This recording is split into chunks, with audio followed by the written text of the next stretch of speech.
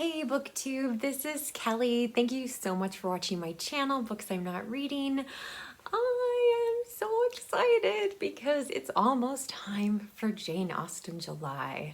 So I've got my little Jane Austen earrings on. I have, check it out you guys, I have Jane Austen socks. And the latest edition is this t-shirt. The Society of Obstinate Headstrong Girls. The bottom it says, seriously displeasing people since 1813. So I thought that was fantastic. So this is going to be my Jane Austen July TBR +1 because there's one other book that's not related to Jane Austen, but I am going to be reading it in July. And so I just wanted to let you know I will also be reading Nella Larsen's novel Passing. I'm going to be doing this as a buddy read with Sandy at Miss Reads a Lot and Denise from LaRussa Reads. And so I am so excited to be reading this with both of them.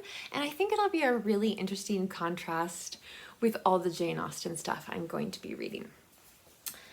Now, of course, there are 3 incredible hosts for Jane Austen July. Katie at Books and Things, Marissa from Blatantly Bookish, and the newest edition from her first year was last year, Claudia from Spinster's Library, which she made some incredible content last year. I'm so glad that she's back. I'm really, really glad. The prompts for Jane Austen July don't really change up a whole lot from year to year. And I actually think that's one of the things that makes these hosts so strong is that they are continually able to create content about an author who really only had 6 major works, but that many of us hold so dear in our hearts. So really the only thing you have to do to participate in Jane Austen July is to read a book by Jane Austen.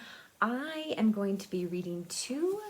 I'm going to be reading Sense and Sensibility, which I strangely think I may have only read once. I can't believe that's possible, but it might be. It might be. So anyway, I'm very, very excited to return to the story. And then, of course, the book that has probably been seen on my channel more than anything else, this edition of Pride and Prejudice by Jane Austen. I'm so excited to read this again. I think this will be at least my 3rd time, if not my 4th time reading Pride and Prejudice. I know many of you have read it way more than I have, but nonetheless, this is just such a special book to me, and I'm so excited to read it. It's going to be like coming home, essentially. The other prompt that I'm going to be focusing on is prompt number 3, which is read a nonfiction work about Jane Austen or her time. So I have 3 nonfiction books about Jane Austen that I really, really want to read in July. 2 of them are by the same person, Paula Byrne. I'm not sure if that's if I'm saying that last name right. Anyway, the first one is The Real Jane Austen, A Life in Small Things. So, you know, this is just kind of another play on a Jane Austen biography, looking at objects that conjure up a key moment in Austen's life and works. So I've had this one for a while, and then last year, Jason bought me The Genius of Jane Austen, Her Love of Theater, and Why She Works in Hollywood. And I love this cover of the woman in the Regency dress and the cell phone. Now, this book was actually originally published as Jane Austen and the Theater, but it was updated, and this came out in I think 2017. I'm super excited to read this because I do also love Jane. In addition to loving Jane Austen books, I do love some Jane Austen adaptations. And before I get into the last book on my TBR, a couple recommendations for you guys. This is another biography about Jane Austen. This is Claire Tomlin's A Life. I think I read this maybe 2 years ago for Jane Austen July. If not, it must have been last year. So this is an amazing book. I want to read it every year for Jane Austen July. If I somehow had time, I would read it this year. I'm ready to read it again. It was just so good, so well done, and really can't. I mean, this is a 5-star book for me. The other one, and I know this is a book that I only got because of BookTube, and this is What Matters in Jane Austen, 20 Crucial Puzzles Solved by John Mullen. And I think he actually has a book out about Dickens more recently, which I would really love to read that too. But anyway, this is great. As you can see, I still have sticky tabs in it from reading it last year. And it's the kind of book, like, I feel like I want to read this and then read all of Jane Austen's novels and then read this again. Now, I think somebody told me that they felt like, last year that they told me that they felt like, you know, there'd be a really interesting chapter and then a chapter that just like kind of boring or seems obvious, but it's hard to know, you know, what people know about Jane Austen, what to look for in Jane Austen, what certain elements say about the characters and what's happening in the novels. So anyway, I would never have known about this book if it were not for Jane Austen July, and again, really recommend this book. The last book on my already insanely large TBR for July is a book, again, I wanted to read this for quite a while. This is a book that one of my favorite people on BookTube gave to me. Thank you so much. This is called Austen Years, a memoir in 5 novels by Rachel Cohen. So this is a little, it's a little off the beaten path for Jane Austen July. It doesn't necessarily really fit like, a book about Jane Austen or the time she lived in, but it's about someone's experience of having some major life events, positive and negative, and going through the novels and kind of sharing her story. So this is more of a memoir of Rachel Cohen that like Jane Austen plays a major part in, but it's a little bit different, but I'm really excited. I've been wanting to read this for a while. I think this came out in 2020. So yeah, and I am just thrilled. Now, there's also a couple of prompts that relate to movies. And of course, this year we have a new adaptation of Persuasion on Netflix. Oh my God, the trailer looks so bad. I'm sure that Jason and I will end up watching it, but we will probably be screaming at the TV for most of the film. I guess it depends on how long it is. Like, how much of my life am I willing to sacrifice for a Jane Austen adaptation that just, at least the trailer, it looks like they completely missed the point of Persuasion and what Persuasion is about, and the character, especially the character of Anne Elliot. The trailer is just, it's a train wreck. I was shrieking in my office.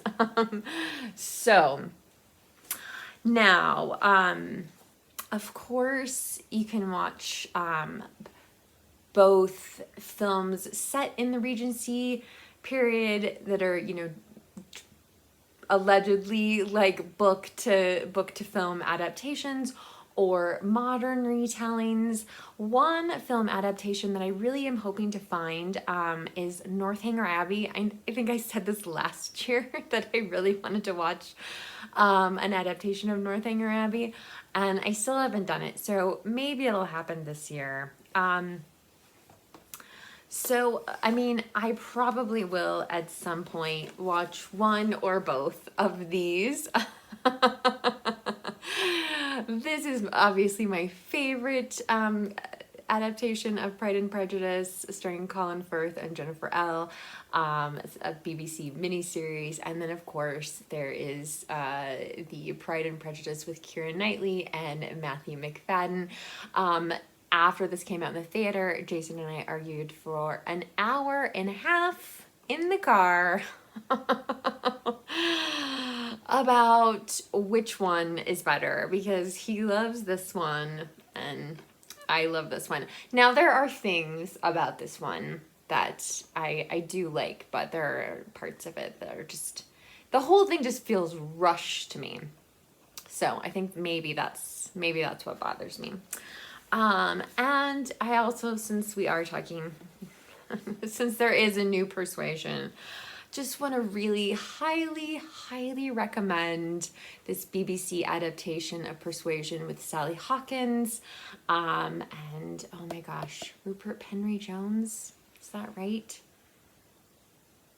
Yeah, that's right. Okay. So this is just, I think this is like 89 minutes long. It's a very short film. It's so good. And it understands the restraint and control. It understands the character of Anne Elliot. Does it take liberties with the book? Yeah, definitely it does. But the thing about Persuasion that I love, it has one of the best love letters of all time, which is captured in this adaptation. I can't speak. I haven't, obviously I haven't seen the new one, but I just can't imagine, based on the trailer, like it just looks, the new one just looks awful. So when you need to just remind yourself like what the real Persuasion is about, you could watch this one, and it won't take very long, and it is definitely worth it. Now, I always have to throw in, this is a household favorite. This is my husband's comfort movie when he's sick or when he's not feeling well. So we have watched this recently, but I'm sure we'll be watching it again soon. And that is the Jane Austen Book Club. Now, this is based on a novel that I actually DNF'd. I did not like it. The filmmakers really got it. Got the essence of, telling stories, and having them be slightly loosely, at certain elements that go along with Jane Austen's 6 major novels.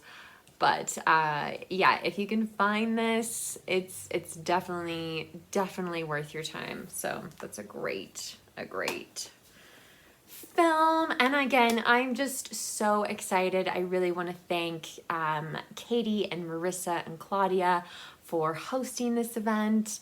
I think it's going to be so much fun, and I'm so excited to see other people's content. Let me know in the comment section down below if you're participating in Jane Austen July. What is your favorite Jane Austen novel? What are you going to be reading this month? Or I guess in July, since I'm filming this a little early and sharing it.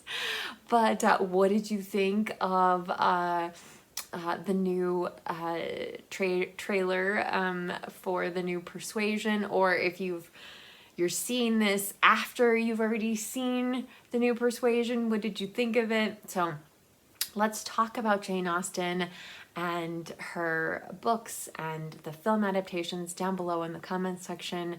I would love to hear from you. If you don't feel comfortable leaving a comment, you can leave an emoji, or you can give this video a thumbs up. So Booktube, don't ever forget to be kind to yourself, be kind to others, and I will talk to you soon. Thanks so much for watching. Bye.